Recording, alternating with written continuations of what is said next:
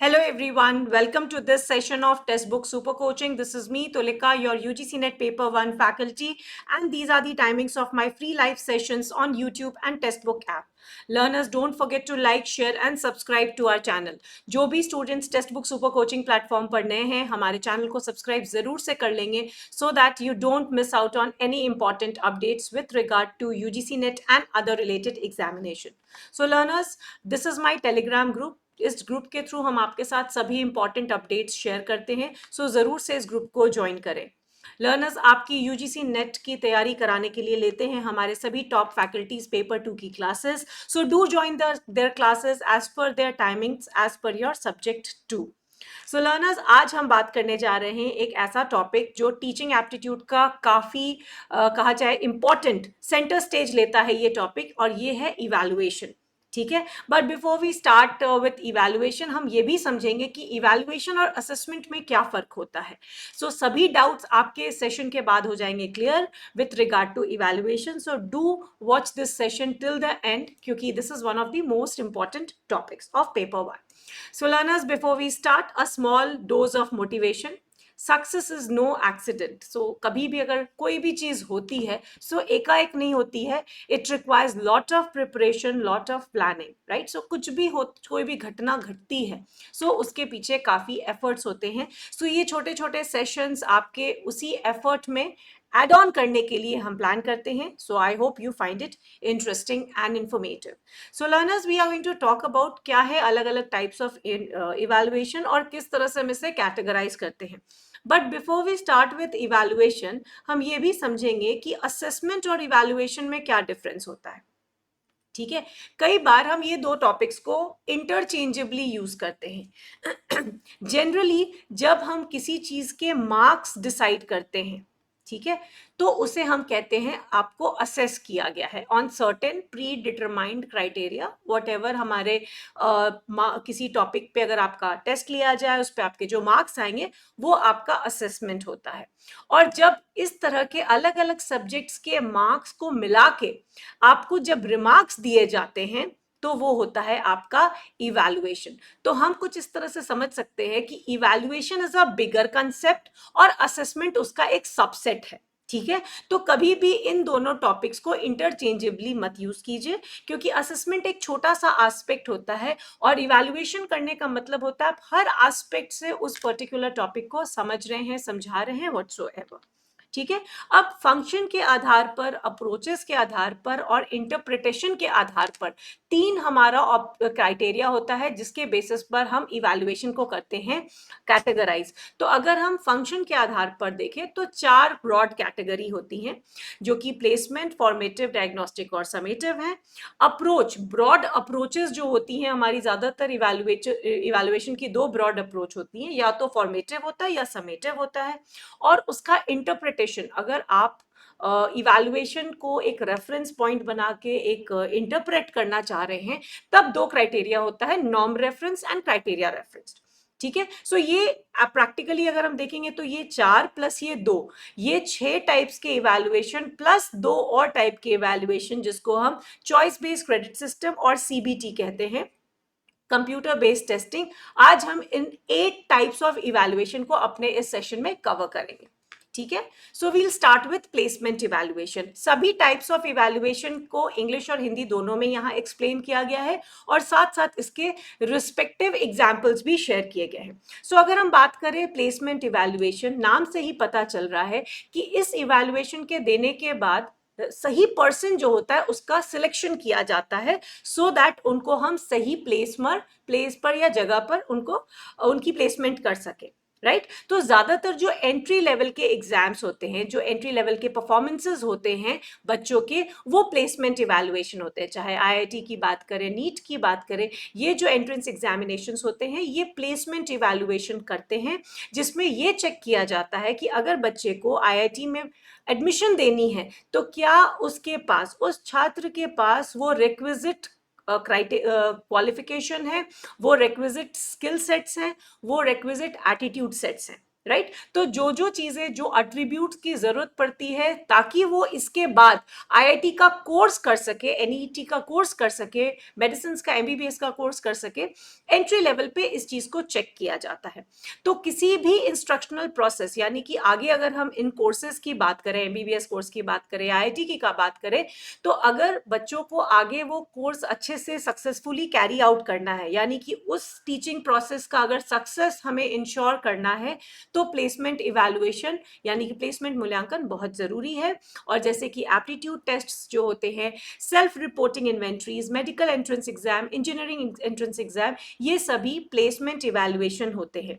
सो कोई भी एग्जाम देकर जब आप किसी कोर्स में एनरोल होते हैं, वो आपका प्लेसमेंट इवैल्यूएशन होता है। तो जो पीएचडी के लिए आपका एंट्रेंस एग्जाम होता है, जिसके बाद आपको पीएचडी के कोर्स में एडमिशन मिलती है, वो भी आपका प्लेसमेंट इवैल्यूएशन है। ठीक है। नेक्स्ट होता है आपका फॉर्मेटिव इवैल्यूएशन। फॉर्मेटिव इवैल्यूएशन एक तरह से फीडबैक इवैल्यूएशन है कि जो हम कोर्स कर रहे हैं, क्या उसकी टीचिंग और लर्निंग सही तरह से हो रही है कि नहीं। सो फॉर्मेटिव इवैल्यूएशन का काम होता है मॉनिटर करना, नजर रखना पूरे स्टूडेंट्स की प्रोग्रेस पे और इंस्ट्रक्शन के तरीके पर, यानी कि टीचिंग किस तरह से हो रही है, लर्निंग किस तरह से होती है।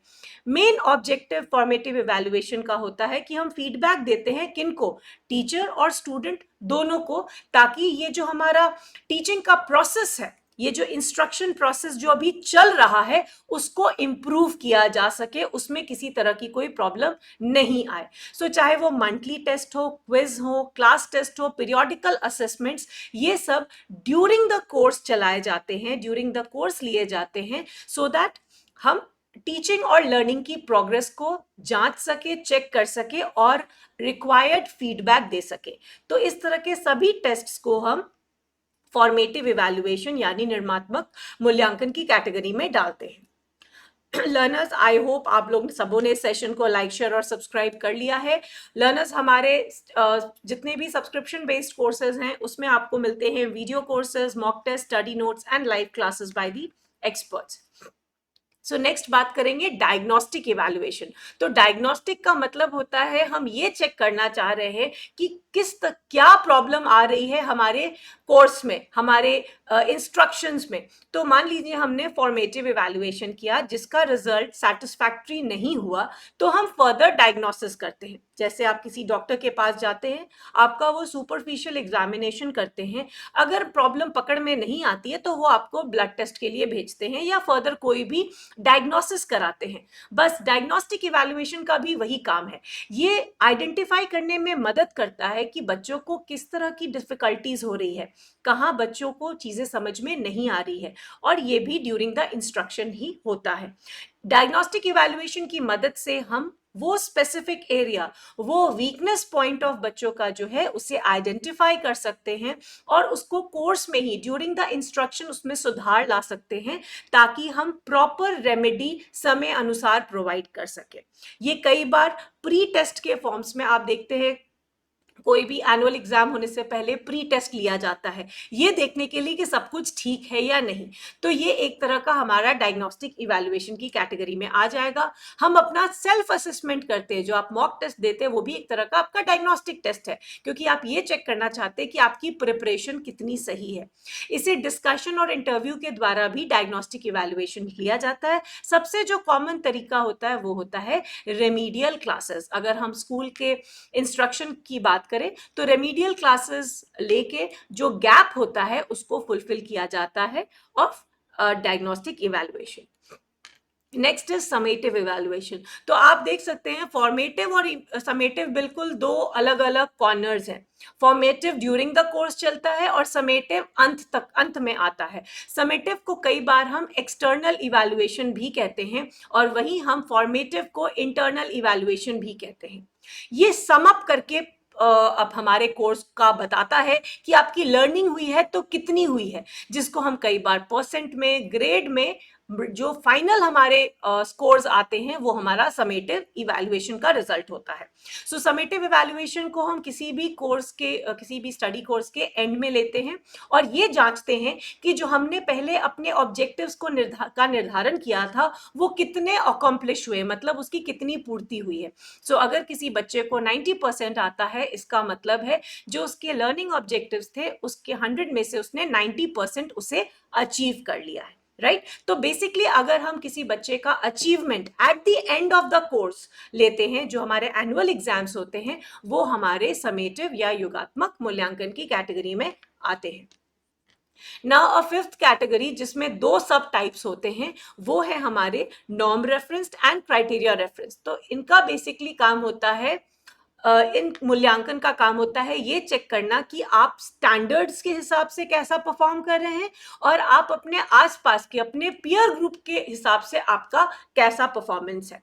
सो कई बार ऐसा होता है कि जब हम किसी के मार्क्स पूछते हैं तो हम उनके, अगर किसी ने कहा भाई कितने परसेंटेज आए और आपने कहा 95%, तो कहेंगे भाई बहुत अच्छा है, और आपके जो बगल में रहते हैं उनके कितने आए, तो उनके 97 आए, तो लगेगा अरे उनको तो 97 आया, राइट। तो रिलेटिविटी का भी कंसेप्ट आ जाता है। तो दोनों ही क्राइटेरिया जो हमारा होता है ये नॉर्म और क्राइटेरिया को फॉलो करता है। तो पहले समझते हैं क्राइटेरिया रेफरेंस टेस्टिंग या क्राइटेरिया रेफरेंस इवैल्यूएशन क्या होता है। जहां तक हम इवैल्यूएशन की बात करते हैं, हम जनरली उसमें किसी भी एक इंडिविजुअल का परफॉर्मेंस देखते हैं कि उसने कितना किया, कैसा किया, उसका परफॉर्मेंस किस लेवल का डेमोन्स्ट्रेट करके आया है।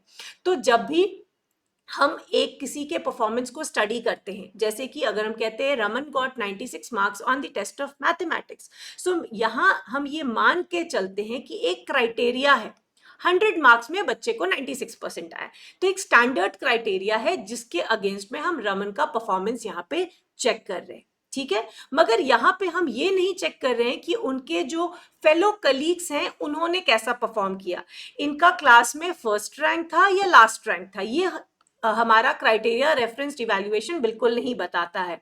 ये सिर्फ एक सेट स्टैंडर्ड के अगेंस्ट में उस स्टूडेंट का परफॉर्मेंस बताता है, जो कि जनरली हम 100 मान के चलते हैं।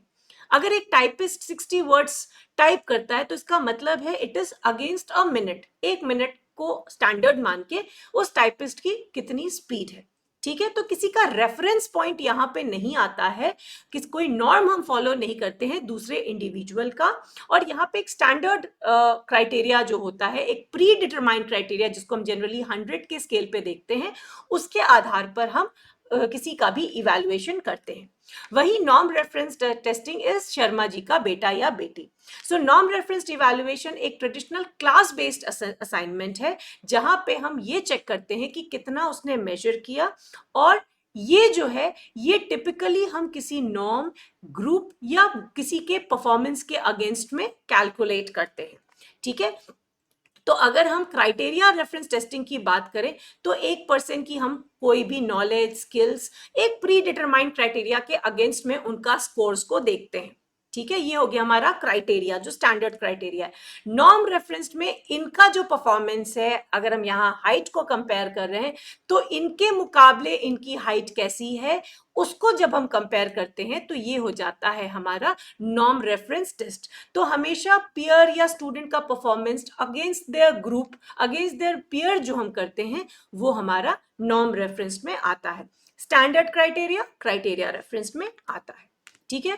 Learners, before we move ahead, I would like to tell you all that this Sunday, that is 5th of November, Preeti ma'am is conducting paper 1 marathon on logical reasoning. इसे बिल्कुल भी मिस मत कीजिएगा, एक आपका थरो रिविजन होने वाला है। तो 10 बजे आपने ज्वाइन करना है 5th of November for the logical reasoning marathon on our YouTube channel. Okay, another two very important types of evaluation is choice based credit system, जिसको हम कहते हैं, of course ये भी एक evaluation का तरीका है जिसमें हम एक कैफेटेरिया अप्रोच फॉलो करते हैं। चॉइस बेस्ड क्रेडिट सिस्टम पे मैंने एक डिटेल वीडियो भी बनाया है, तो जिनको भी डाउट होगा उसे भी एक बार देख सकते हैं। सो बेसिकली चॉइस बेस्ड आपको देता है चॉइस ऑफ बहुत सारे कोर्सेज, और यहाँ मार्क्स नहीं मिलके आपको ग्रेडिंग दी जाती है, और हर सेमेस्टर में आपका जो इंगेजमेंट क्वोशंट है उसको इवैल्यूएट किया जाता है। यानी कि चॉइस बेस्ड क्रेडिट सिस्टम जो है मल्टीपल एस्पेक्ट पे आपको इवैल्यूएट करता है, एक स्टैंडर्ड नॉर्म या क्राइटेरिया को फॉलो नहीं करता है, और ये हर सेमेस्टर को ध्यान में रख के आपने कितनी क्लासेस अटेंड की, आपने कितना प्रोजेक्ट वर्क लिया, क्या आपने कोई सोशल एक्टिविटी की, क्या आपने कोई पेटेंट बनाया, क्या आपने out of the box thinking की, वो सभी चीजें आपके चॉइस बेस्ड क्रेडिट सिस्टम में आ जाते हैं। तो ये एक मल्टी फेसेड इवैल्यूएशन है जिसको हम एक इनोवेशन मानते हैं in the field of evaluation. Another is computer based testing. जो आपके एग्जाम्स होते हैं, नेट के एग्जाम्स होते हैं, वो कंप्यूटर बेस्ड टेस्टिंग होती है। अगेन ये भी एक इनोवेटिव अप्रोच है जो जिसने काफी कन्वीनियंट बना दिया है हमारा टेस्टिंग का अप्रोच। सो काफी सारे बच्चे एक समय पे बैठ के कंप्यूटर बेस्ड टेस्टिंग के थ्रू अपने आप को इवैल्यूएट करा सकते हैं, और इवैल्यूएशन जो ये होता है ये सस्ता भी पड़ता है और स्पीडियर इसके रिजल्ट। जैसे आप एग्जाम देते हैं, 1 महीने के अंदर अंदर आपके रिजल्ट्स आ जाते हैं, बिकॉज एवरीथिंग इज कंप्यूटराइज्ड, और जो डेटा निकल के आता है वो बहुत रिच डेटा निकल के आता है। तो बहुत सारे आज के समय के जो कॉम्पिटिटिव एग्जाम्स हैं स्टेट लेवल सेंट्रल लेवल के, वो कंप्यूटर बेस्ड टेस्टिंग के थ्रू होते हैं। सो लर्नर्स, ये हमने आज कवर किए 8 अलग अलग तरह के इवैल्यूएशन, और ये है आपका homework question. So a teacher goes through students notebook and gives remarks. इसे हम क्या कहेंगे? Notebook checking, daily remarks, evaluation या असेसमेंट। सो आई होप आपको ये कंसेप्ट इस वीडियो में समझ में आ गया होगा। इसको अच्छे से समझ लीजिए, बिकॉज ये टॉपिक एक ऐसा है जो आपके एग्जाम में आएगा ही आएगा। इवैल्यूएशन से हमेशा क्वेश्चन पूछे जाते हैं। सो आई होप ये आपको कंसेप्ट समझ में आ गया होगा। Don't forget to like, share and subscribe to our channel. ये मेरी क्लासेस की रेगुलर टाइमिंग्स हैं, और ये है मेरा Telegram group for all important updates. आप इसे ज्वाइन कर सकते हैं। Don't forget to like, share and subscribe, and do let me know your homework question ka answer in the comments and how did you find the session. I'll see you in the next class. Thanks for watching. Bye-bye.